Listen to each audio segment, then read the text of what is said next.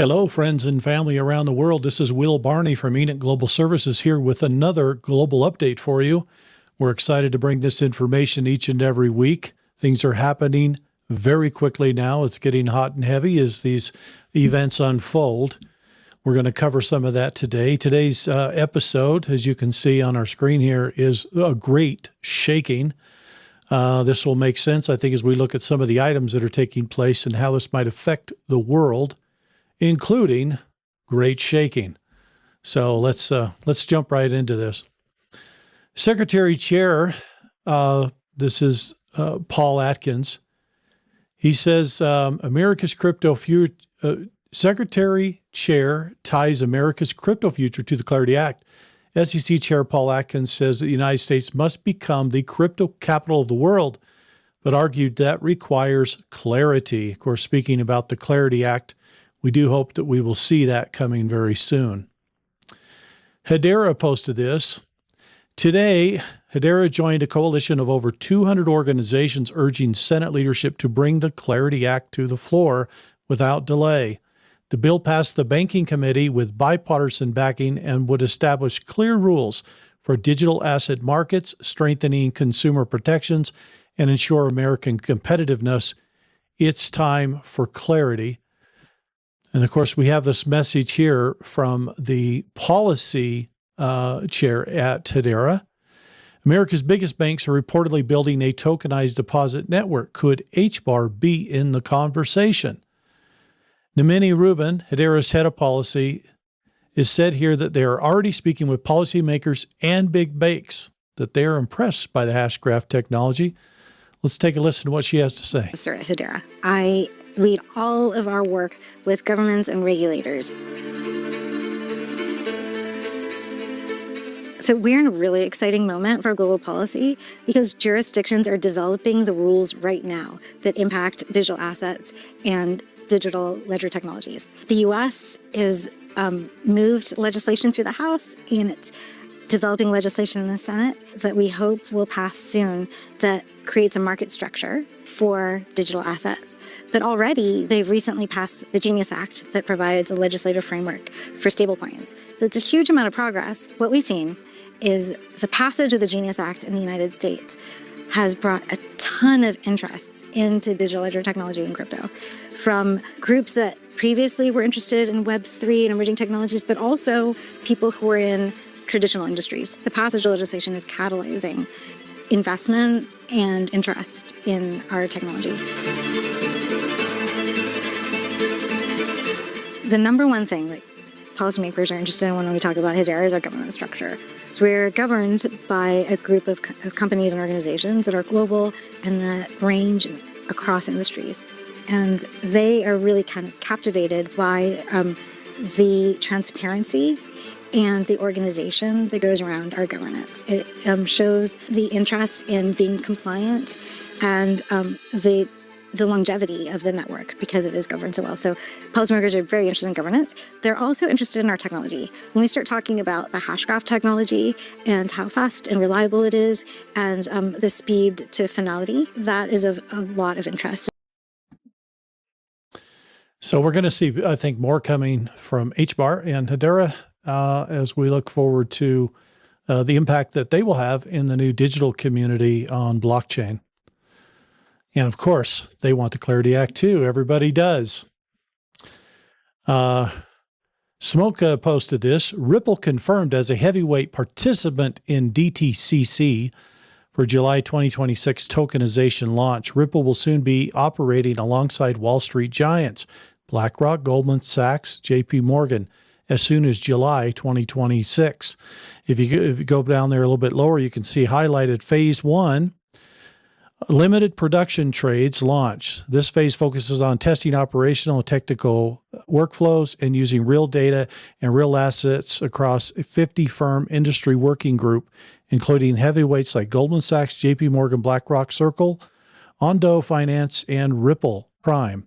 Phase 2, which will come in October of 2026, full service launch. DTC participants will have the option to select tokenized record keeping as a standard operational service and feature. So big things coming in terms of the integration of many of these fintech companies throughout 2026 as we look at major things launching here in July and going throughout the rest of the year. So we have much to look forward to in terms of blockchain. Earthquakes rock the world. This is quite figuratively and literally. Let's look at the first post here. This comes from the Philippines. Earthquake shakes an elementary school at flag ceremony. The magnitude 7.8 earthquake shocked students and teachers during their Monday morning flag ceremony at Mahayaye Elementary School in Barangay Kilag, Malta. Am I saying that right? Malita, Davos. Okay. So a lot going on in the southern island in Davao city area in Mindanao. It was unbelievable what they were going through. I want you to watch this brief video from this situation. It could have been much worse. Fortunately, they were outside at this time. So take a look. Bantay mo, anak. Bantay mo diyan, eh.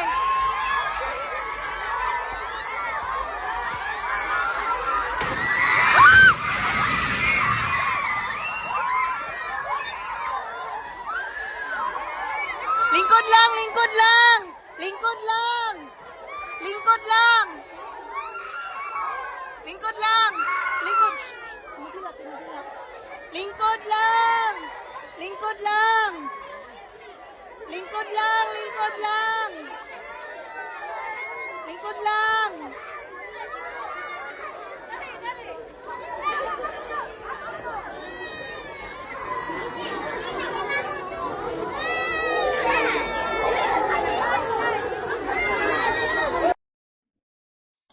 Numerous deaths were attributed to this earthquake, as many were injured, but there were, I believe, at least close to a dozen that have died in the quake. This is very serious.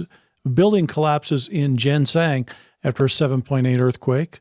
Structural damage is seen in the General Santos after a severe 7.8 magnitude earthquake hit on Monday morning. Power outages have been reported across the city, and multiple aftershocks continue to be recorded. Take a look at this video. This is crazy.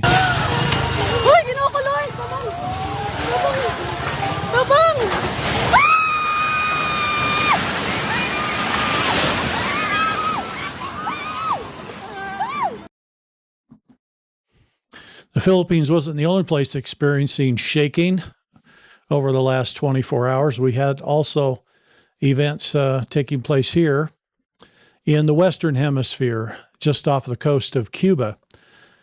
At 2:15 p.m., this was yesterday, we received several recent reports shaking across southwestern Florida, and within the past 30 minutes, the earthquake has occurred just west of Cuba in the southern Gulf. USGS Quakes has since revised the magnitude down to a 6.1 at the depth of 10 kilometers. 10 kilometers is an interesting number because 10 kilometers was the standard depth of the deep underground tunnels and bases. Could this be activity cleaning up more underground situations? We'll have to wait to find out. Nevertheless, it did cause some issues.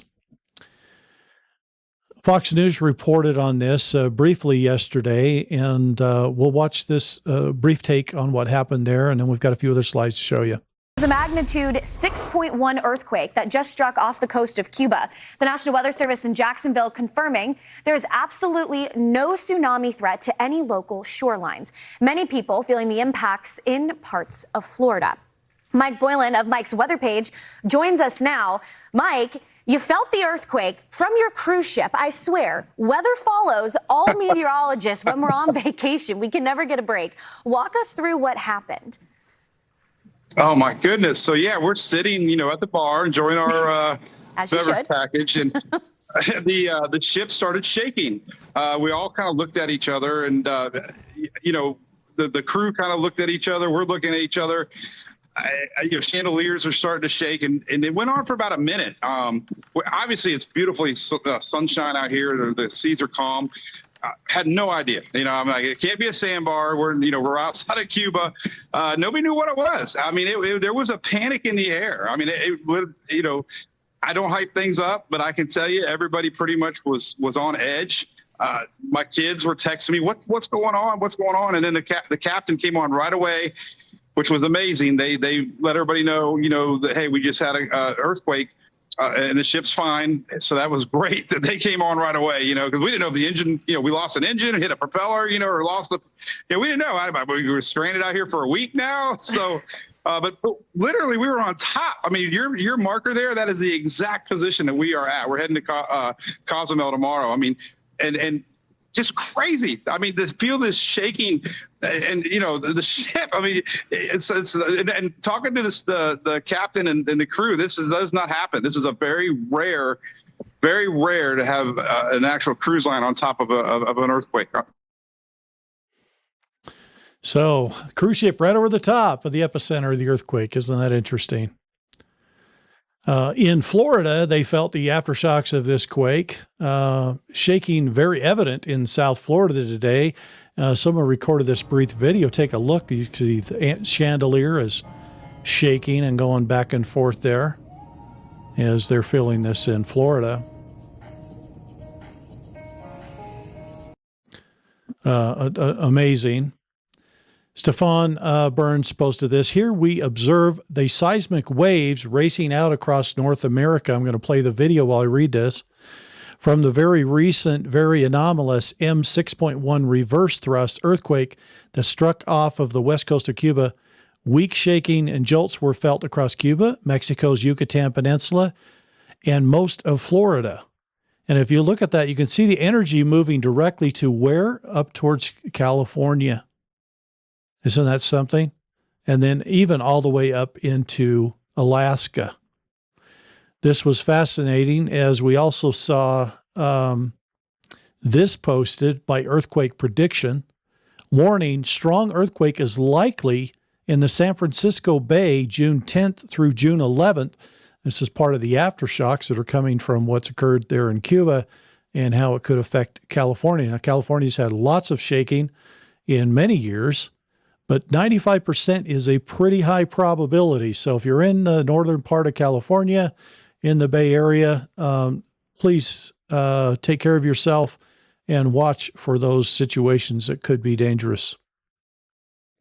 Other U.S. news, U.S. mission to NATO posted this. The Trump administration is focused on protecting our nation and our citizens by upholding the high standards of national security and public safety through our visa process. A U.S. visa is a privilege, not a right. Every visa adjudication is a national security decision. So what they're doing is they're revoking visas for anybody that's been convicted of any serious crime. They're simply revoking their visa and either putting them into jail immediately or sending them home to go to jail. But certainly they want them off the streets. Paul White Gold Eagle posted this. The Obama files are worse than we thought.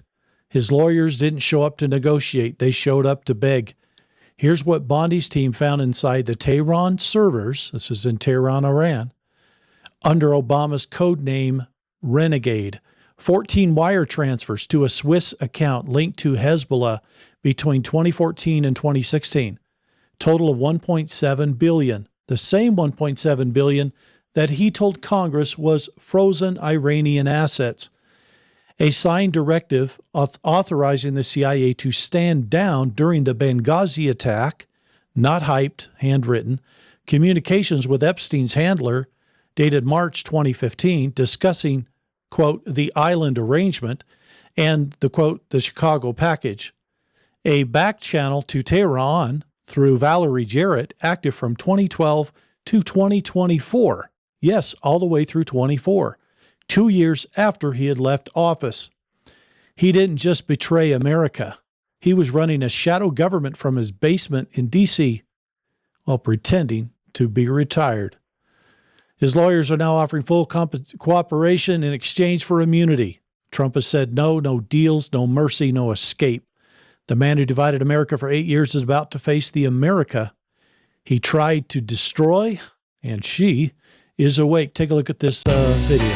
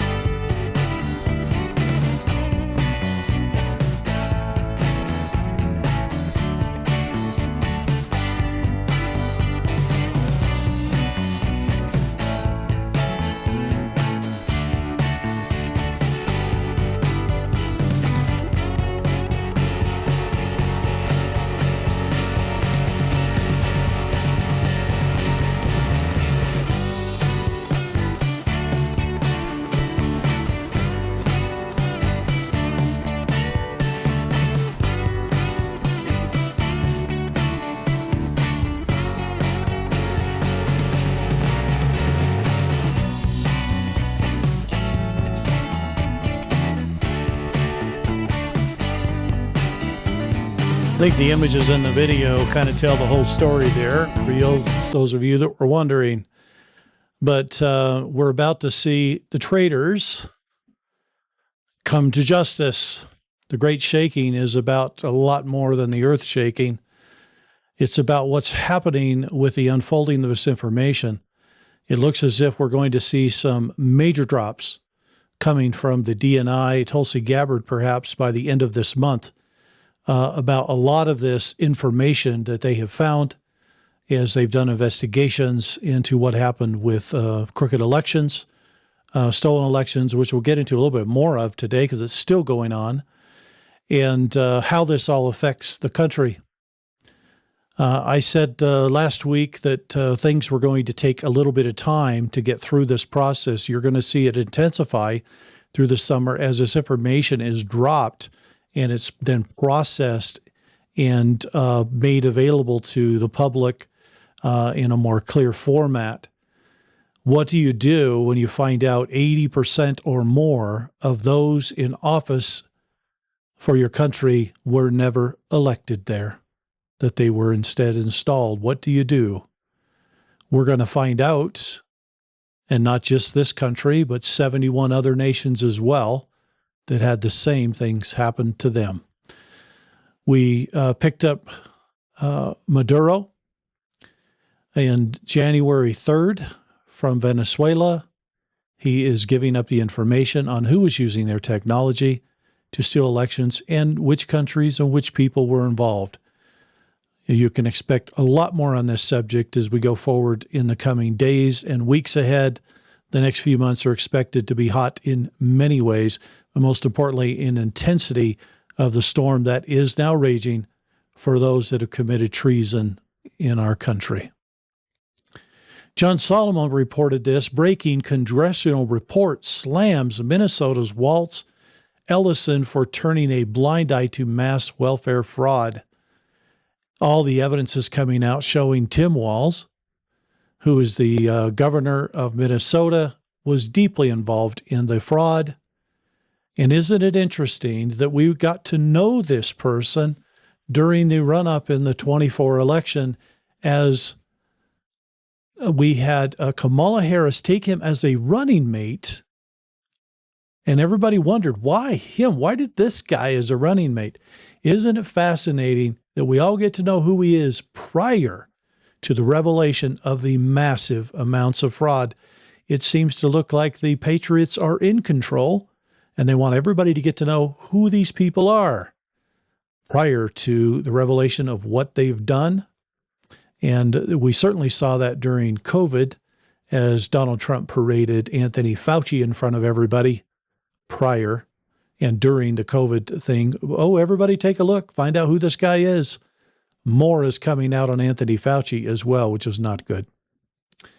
Fox News reported this. A newly released 200-page report is putting Minnesota's top Democrats under intense scrutiny, as we were just talking about with Tim Walz. The report alleges Governor Tim Walz and Attorney General Keith Ellison were aware of the fraud concerns tied to programs like Feeding Our Future as far back as 2020, but purposely failed to act. Take a look. The shattering report accuses Minnesota Governor Tim Walz and Attorney General Keith Ellison of knowing about fraud as far back as 2020 and ignoring or retaliating against whistleblowers.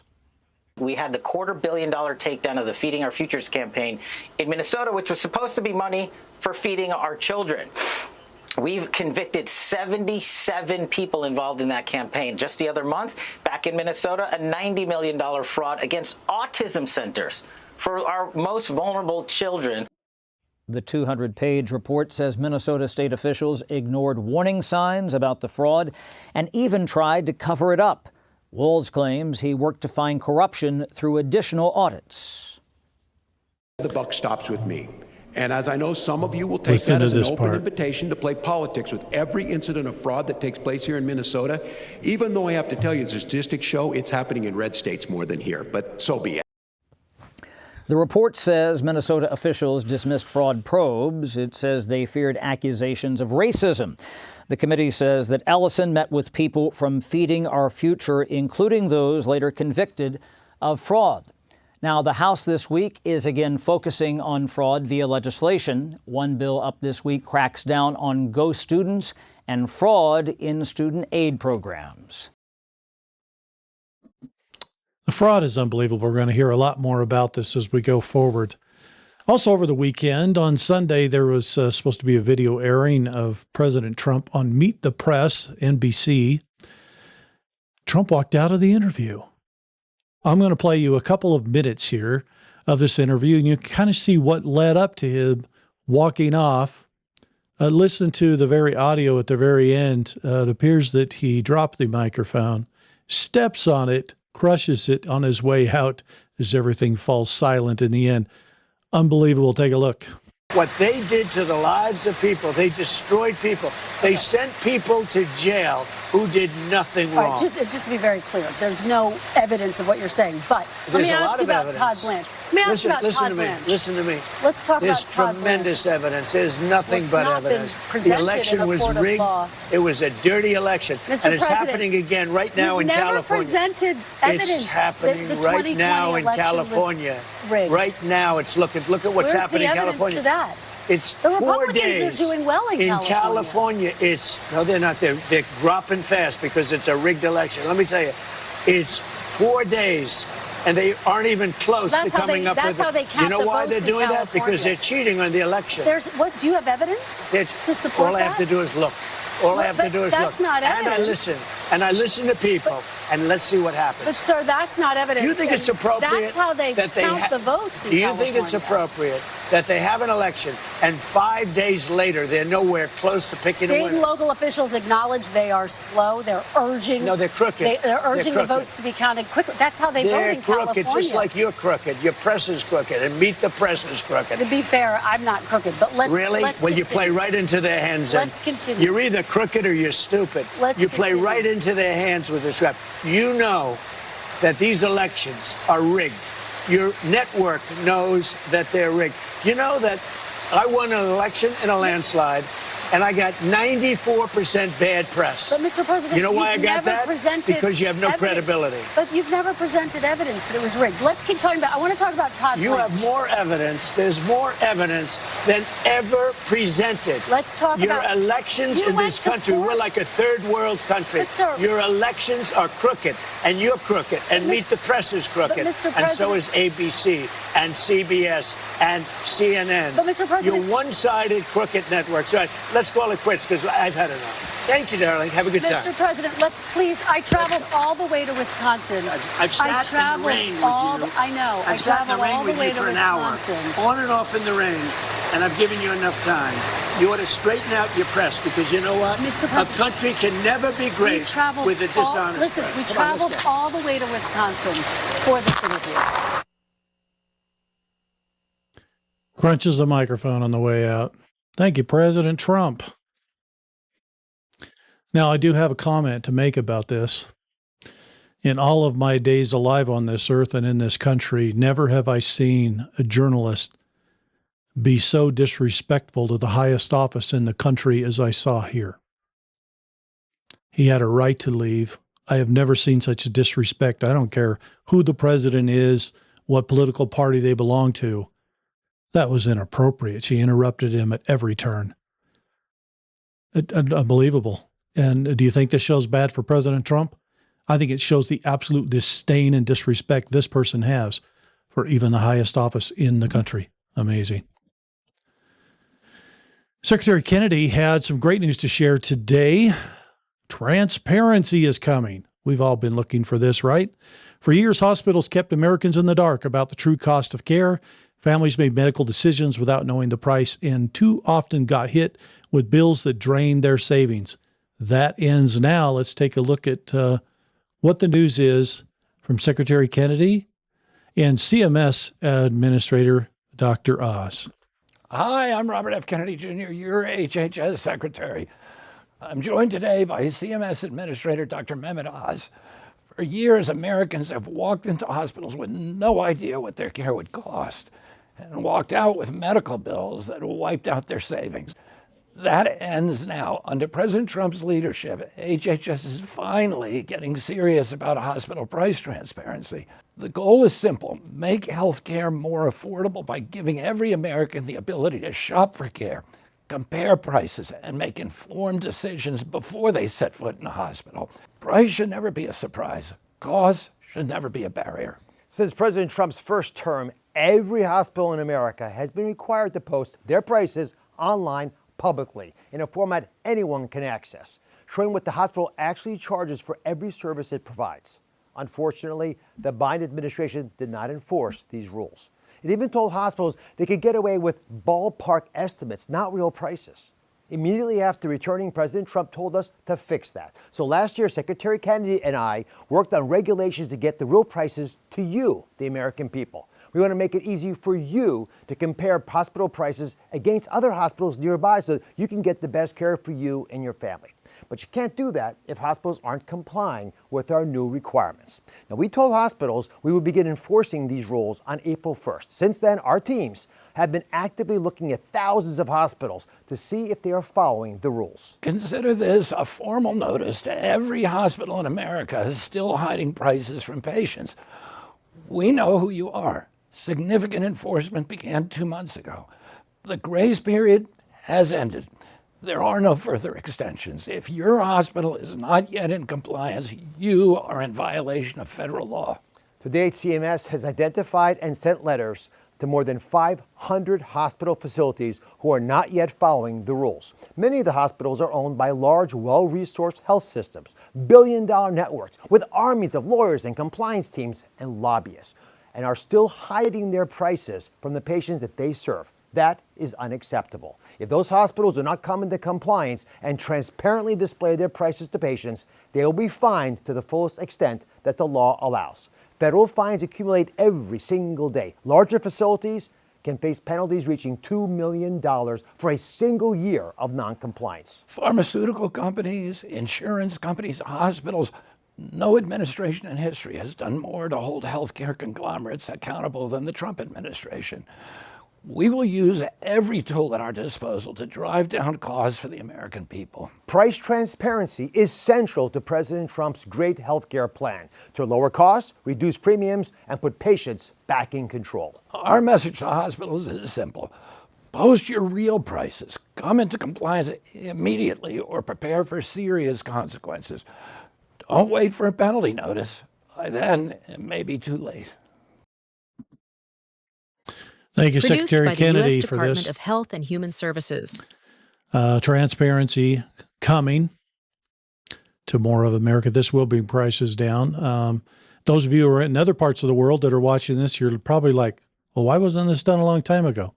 Good question. It should have been. It is being done now. And thanks to our president and his great cabinet, they're getting the job done. Let's move on to Iran now. The Iran conflict got very heated over the weekend as Iran struck Israel following one of Israel's strikes into Lebanon, taking out some Hezbollah terrorists. Things got a little bit crazy. An eventful 24 hours in the Middle East, Israel and Iran exchanged another round of missile fire across the region, with Israel carrying out strikes inside of Iran and Tehran responding with waves of ballistic missile launches. The latest attacks have raised fears that the conflict could spiral even further. President Trump is now pushing hard for the shooting to stop. Speaking to Trey Yitz, Trump said Iran should get back to negotiating table as U.S. works to secure a ceasefire and broader agreement. Let's take a listen to what Trey had to say on this reporting. Full 24 hours across the Middle East. Just last hour, more explosions reported in the Iranian capital of Tehran as Israel goes on the offensive, responding to waves of ballistic missiles that were fired at this country overnight. This all started yesterday afternoon when the IDF struck the Lebanese capital of Beirut, hitting the Dakhya neighborhood, a Hezbollah stronghold. Iranian officials later threatened to target Israel and then launched waves of ballistic missiles toward the northern part of this country, sending hundreds of thousands of people into bomb shelters. Now, as those missiles were soaring through the skies of Israel, I was on the phone with President Trump getting his reaction. He said, what I would suggest to Iran, you've shot your missiles, that's enough. Get back to the table and make a deal. Israel later launched a series of airstrikes against central and western Iran, going after military targets and air defense systems there. They later hit a petrochemical plant in the western part of Iran. The Iranians responded with more waves of ballistic missiles against this country, and the Iran-backed Houthis in Yemen also launched 2 missiles towards central Israel, triggering sirens in Tel Aviv. A lot of kinetic action overnight. Back and forth sirens sounding across this country, millions of people in bomb shelters, and the region now waits to see if there will be more Iranian fire in the hours ahead. So got really crazy. Does it look like the ceasefire is over? Well, it's going to be interesting to see how this plays out. Captain Kyle had shared this video from Susan Kokenda, Promethean Action, talking about Trump's Iran strategy, trying to help us all understand what is Trump doing, why are we there in Iran, and what does this mean, not only for us, but for the people of Iran. Let's take a listen to what Susan had to say. I thought it was actually very poignant and on target. Thank you, Susan. So when people scratch their head and they say, why hasn't he bombed the crap out of everything in Iran? Or why hasn't he done this? Why hasn't he done that? Well, first of all, if people are looking at it from the standpoint of the issue is Iran, then they're not going to understand anything that Donald Trump is doing. Secondly, what he is trying to do is also create the conditions where there is something of this country left. For all the peaceniks out there who get their panties in a bunch about Donald Trump, the guy could have bombed them back to the Stone Age 2 months ago. He clearly doesn't want to, just like he didn't want to send in an invading army to Venezuela. He's trying to create the circumstances in a much more difficult situation than Venezuela, where something organic can emerge from within that nation so that they can actually govern themselves. And in order to do that, you actually still have to have some economy left. You have to have an infrastructure. I think strategically, the Iranian military has been fatally, mortally crippled. Their defense industrial base has been mortally crippled. Their economy is crippled by the closure of the strait and the fact that they have no place to store any more oil. And Scott Bessent is carrying out Operation Economic Fury, closing off billions and billions of dollars of flows, including crypto, that the IRGC has used. You think about this. Think about the wars that we've been dragged into and the hundreds of thousands of people who have died on our side among civilian populations in the Mideast. The horror of that over the past several decades. And look at what he is doing in terms of trying to strategically change what Iran is without that devastation and death. Now, where a lot of the pressure comes from in terms of why isn't he bombing the crap out of them, is we're all sitting there saying, oh my God, we know the effect that this is having on the American people as we go into the midterm elections. I hope this gets over soon. But you do not want to trade that off against the fact that he is moving strategically to carry out a fundamental shift, breaking 100 years of British imperial control. This is one of the last nodal points in terms of that. And yet he's trying to do it without destroying a nation and killing tens of thousands or hundreds of thousands of people. That's pretty amazing. And I think people need to take a breath and think about that. Thank you, Susan. I agree with her 100% on her assessment there of what's going on in Iran. World News reported this just now. IRGC chief Ahmad Vahidi, who vowed yesterday to turn the Gulf of Oman into a graveyard for the U.S. Navy and end Israel's existence, has been killed in the Israeli airstrikes today. So, good riddance to this general.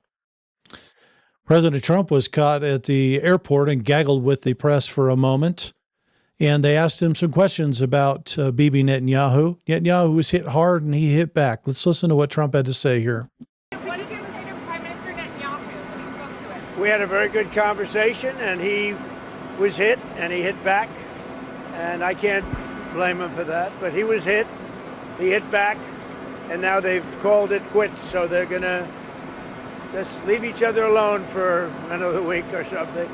It's been going on for a long time.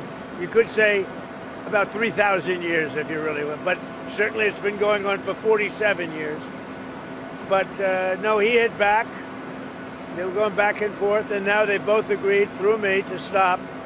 And we're in the final throes of what will be a very, very good deal that will not allow in any way, shape, or form nuclear weapons, etc. And the strait will open up right away. It'll open up immediately upon signing, which could be in 2 or 3 days. Did you ask them not to hit back? No, I said do what's right, but I want you to stop as quickly as you can, because they have to stop. It's had to do with Lebanon, and it has to stop. We want to get it finished.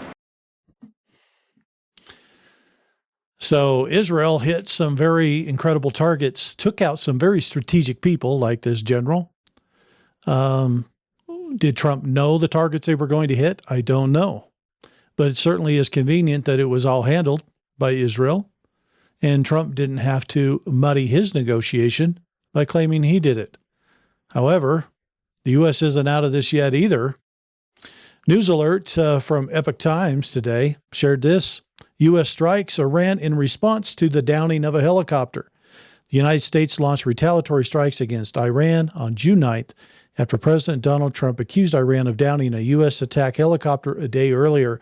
We did see the report about the helicopter coming from actually Iranian sources claiming they took down a U.S. helicopter. Well, they just got smashed in retaliation. I don't know how much longer they can deal with this. The leadership there would not currently be in its place if the people had the weapons to rise up themselves. We're going to have to see how this plays itself out. I want to move to Europe now, as there's some very interesting things going on in Europe that I think are part of the Great Shaking and most certainly a part of the Great Awakening. Okay? So as we look at this first item here, Mario ZNA posted, more and more people in the EU are now identifying as dogs or other animals. These people parade around in full leather costumes with all their rights fully protected. Meanwhile, in the EU, patriots are labeled as terrorists. This is amazing. Take a look at the video and then we'll discuss it.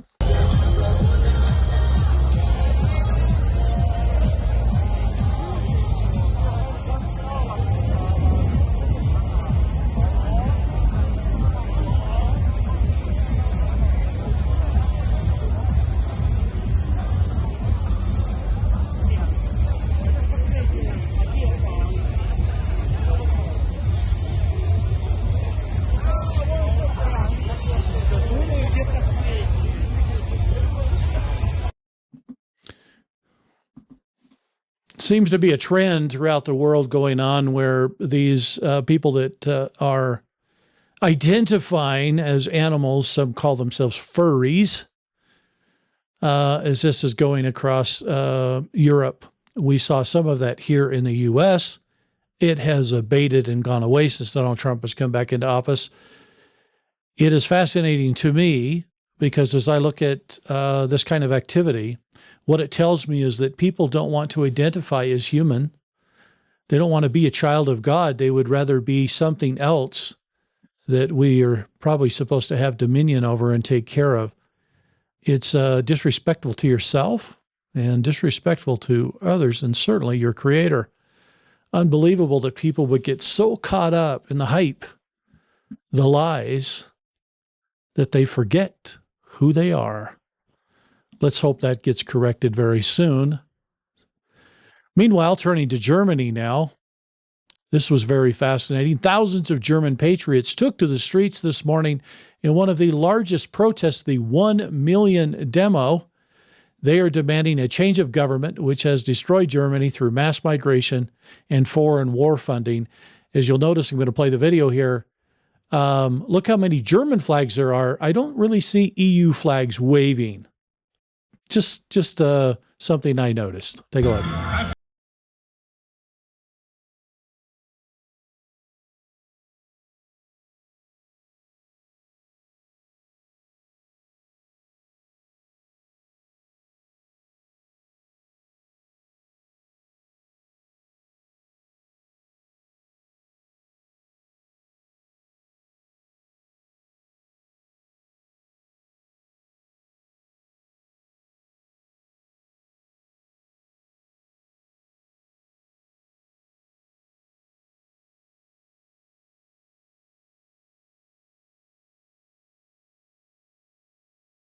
Kleines Intermezzo, heute ist die ganze Tage. Der Biker kommt gleich wieder, keine Frage. Danke! Isn't it interesting? Does it look like Europe is waking up? Wakey, wakey. The Great Awakening is here, and the people are getting fed up with this. This is driving situations such as this one. AfD leader Alice Weidel, within the first 100 days, we will shut down Germany's borders and carry out mass deportations. Clear and direct plans. Take a listen to what she has to say, and she's gaining support. Amazing. Take a look. Wir haben die Antworten. Wir haben einen Plan. Wir haben einen Zukunftsplan für Deutschland, den wir in den ersten 100 Tagen einer Regierungsbeteiligung angehen.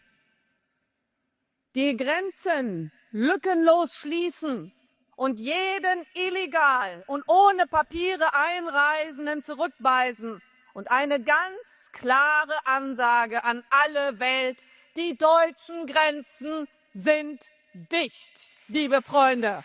Sie sind dicht. Die Versorgung von Asylbewerbern von Geld auf Sachleistungen umstellen. Sozialleistungen für nicht aufenthaltsberechtigte streichen und Rückführung im großen Stil durchführen. Und ich muss Ihnen ganz ehrlich sagen, wenn es dann Remigration heißen soll, dann heißt es eben Remigration. Das Asylrecht muss endlich eingehalten werden. Asyl ist Aufenthalt auf Zeit und endet, wenn der Fluchtgrund entfällt. Versorgung von Flüchtlingen vor Ort, damit sie erst gar nicht nach Deutschland kommen.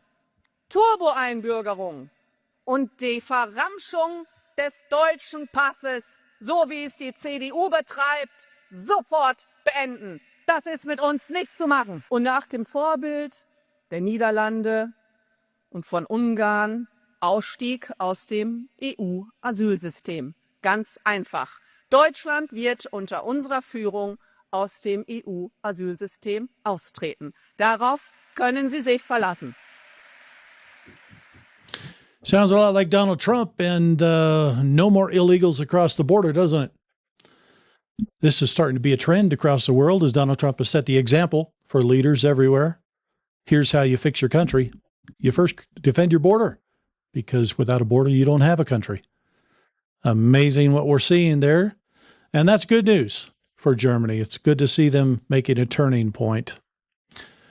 A new trend in Europe is gaining speed. Take a look at this video. Of course, it's a stop sign, but look at this sticker that he puts on it.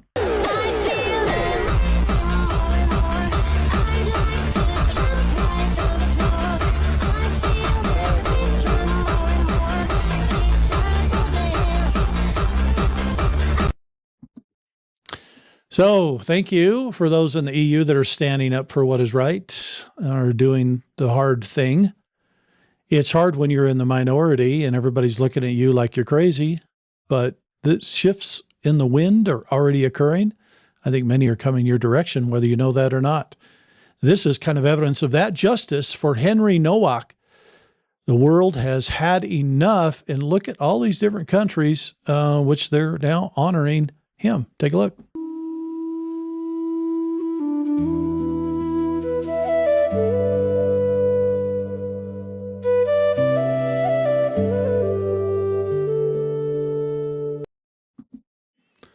So that's some great news there.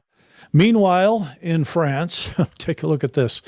It looks like third world, but it is Macron's France. Voilà, regardez Marseille. Voilà. On est en France. C'est quand même incroyable.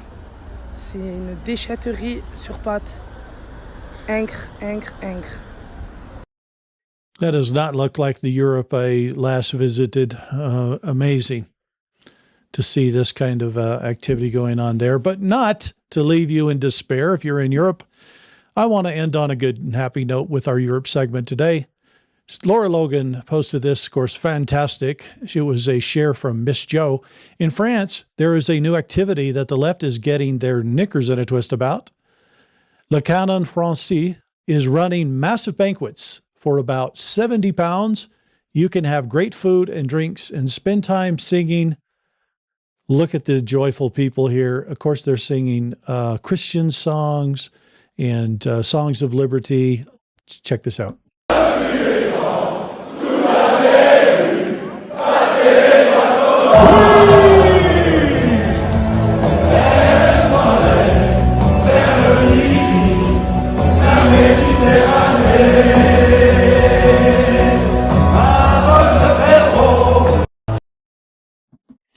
Doesn't that look amazing? And isn't that better than all the burning in Brussels or in Paris, right? Where immigrants are setting everything ablaze and burning everything up. Let's hope we see more of this throughout Europe as the people join together in support of their legacy, their culture, and their heritage. And I want to see more of that going forward. Moving now to California. California vote fraud is front and center, and boy, is it ever. This last Tuesday, week ago today, we had what's called primary elections in California. This is where each of the parties present their people to be voted on who's going to actually be the candidate in the final election, in this case coming in November. Benny Johnson posted this, and there it is. After 5 days of statistically impossible ballot drops, Nithya Raman has pulled ahead of Spencer Pratt. The DOJ needs to keep investigating. This can't be allowed to keep happening in America. California's third world election system needs to be banned. Take a look at this video here that talks about the dynamics of what's going on here. It really is surprising to me how in our face this is in California now. And maybe it needs to be that much in our face because so many are still asleep. By about 3,000 votes into that critical second place spot. If Raman holds on to her lead, she'll advance to the runoff election against Mayor Karen Bass in the fall. Now, before the ballot dump yesterday, Spencer Pratt posted in part, writing, "We've got all the way till July 6th to keep counting. They're not the only ones who know where to find votes." Now, moments after the new numbers came in, Mayor Karen Bass's campaign released a statement attacking Raman and labeling Raman her general election opponent, seemingly ruling out a Pratt comeback. A Bass spokesperson writing, "We look forward to winning a contest against an opponent who allows encampments near schools and fights against hiring more cops, yet is MIA on saving Hollywood jobs and fighting back when ICE invades LA." Now, on Friday, we interacted with an assistant U.S. attorney inside the ballot counting facility here. The DOJ says he was observing, and the first assistant U.S. attorney in LA, Bill Asaley, says California has refused to give the federal government its voter rolls and allows first-time voters to use IDs like gym and debit cards. Asaley also writes, California allows third parties to collect and turn in ballots on voters' behalf, a practice known as ballot harvesting with few restrictions. This makes it difficult to track who actually received, completed, and submitted each ballot. Now, Asaley says there are ongoing voter fraud investigations here in Southern California. He points to a recent woman who was arrested for allegedly paying people on Skid Row to register to vote. Bill, Dana. Matt Finn, thank you. Nice to Incredible what's going on there.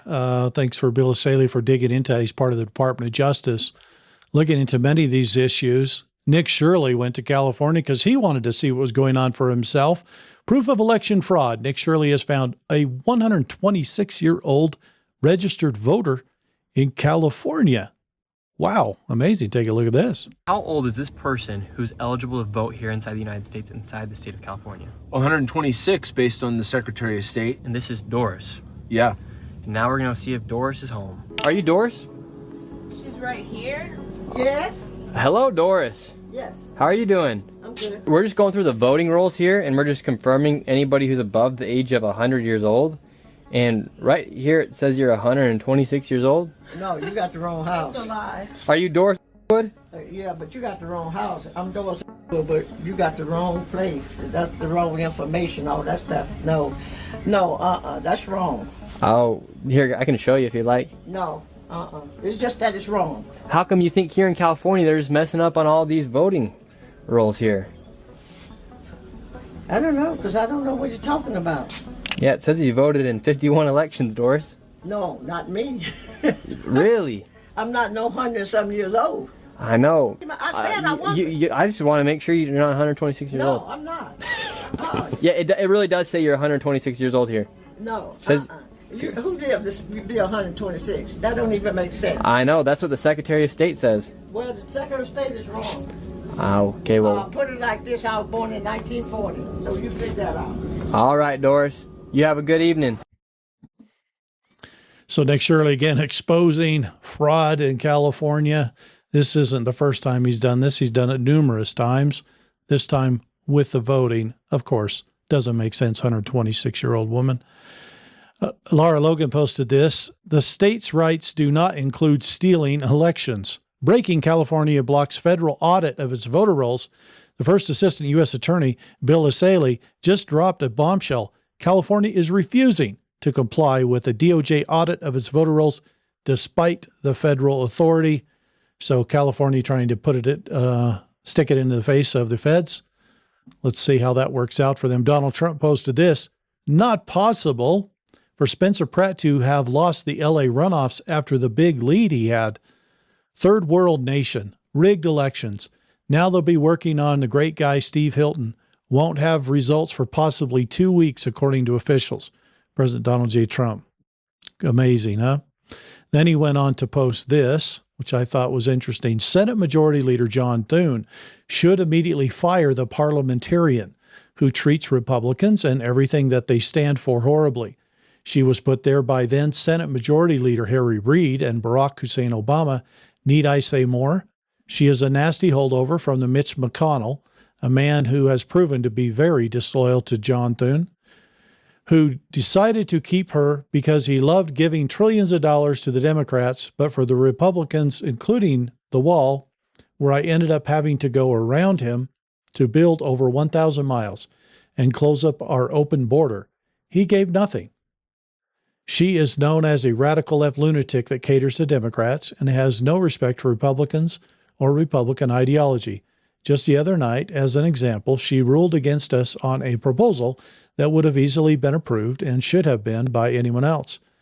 We have every right to challenge her, change her, and should do so immediately. As long as she's there, we will never get our desperately needed Save America Act approved and put into full force and effect.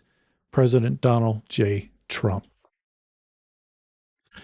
Meanwhile, to end on some positive news of great things going on in our nation's capital, Freedom 250, which is to celebrate the 250th birthday of America, posted this. Take a look at what's coming to the National Mall, a Ferris wheel overlooking the monuments, more than 150 exhibits from all 56 states and territories. Notice it said 56 states and territories. Cool, huh? Of course, they're including, the U.S. Virgin Islands, Puerto Rico, American Samoa, Guam, etc. You get the idea.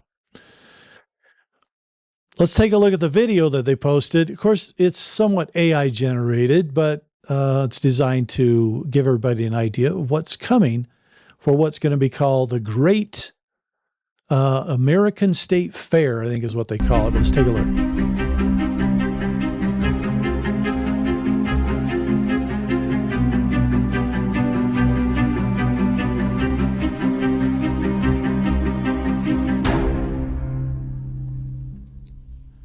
Great American State Fair coming, and that's going to be awesome as we see that play out. As part of the 250th birthday, Union Pacific's Big Boy number 4014, the world's largest operating steam locomotive in the world, it's making its first tour of the East Coast as part of America's 250 celebrations. Actually, really kind of a neat piece of history right here. Take a look. Tonight, a special day. I've always loved trains. I still have my train set when I was a kid. I took today off just to see the train because I just love it. That is a sight to behold. The historic steam locomotive Big Boy number 4014 making its first ever trip to the East Coast. The Coast to Coast tour is Union Pacific's tribute to America's 250th birthday celebration.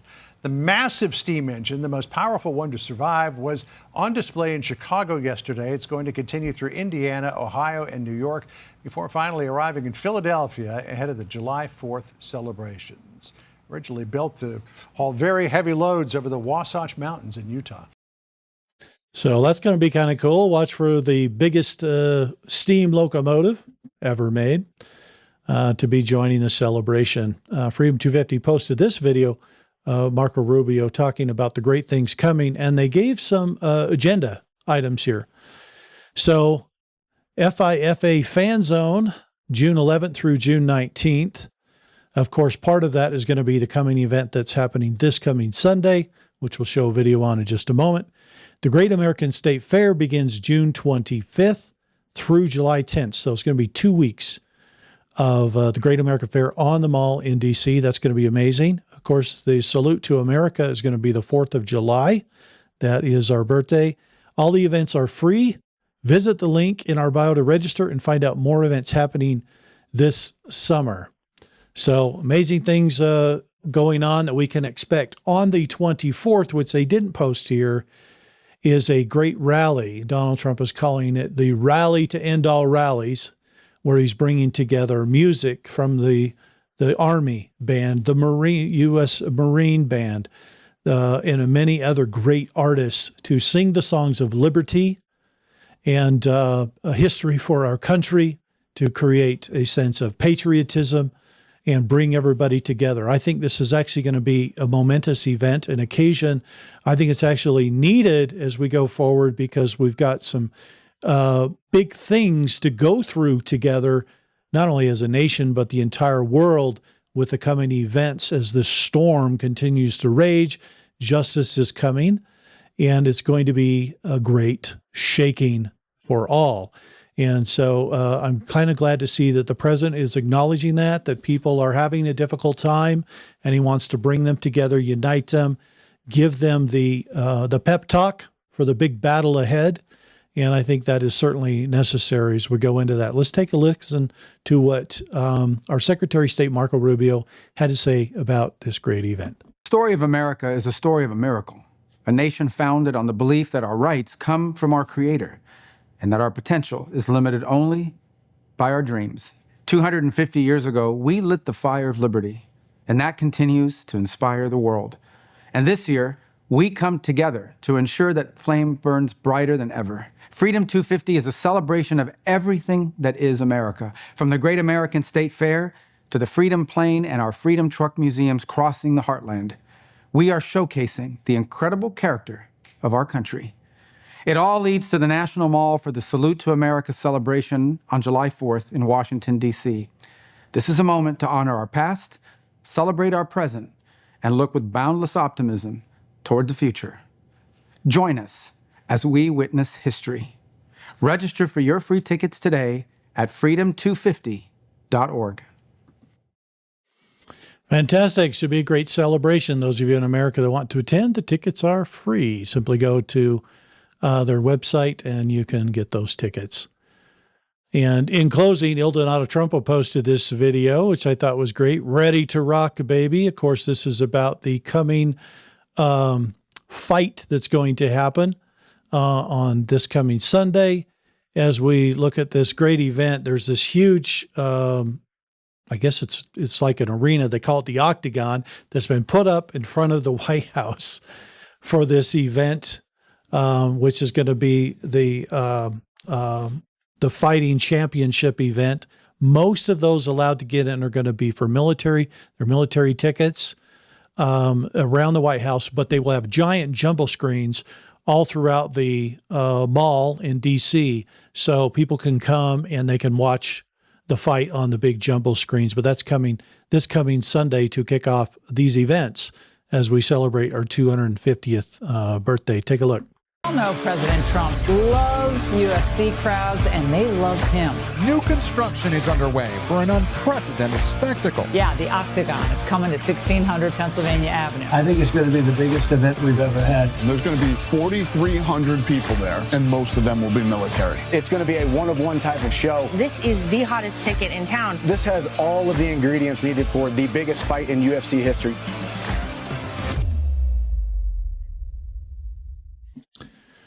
So great things going on. That wraps up our show today.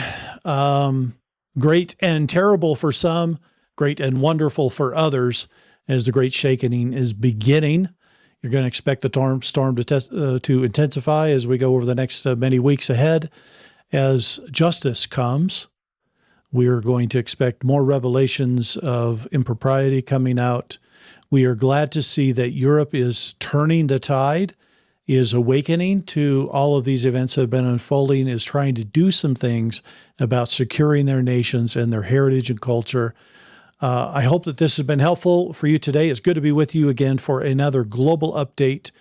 For those that are still looking to get appointments with me, you'll have to go to the website to see what dates are available. Go to enochgs.com. At the bottom of the first page, I believe there's a link to check the calendar to see what's available. It has been filling up, and I wish I had more time.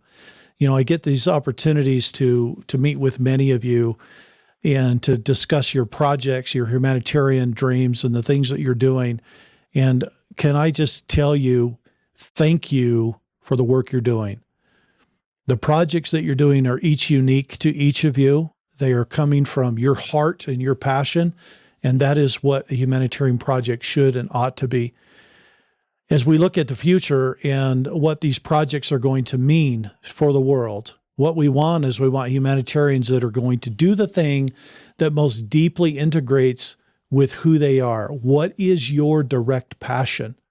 Do that thing that you love, and you will bless the world in ways you can't possibly understand.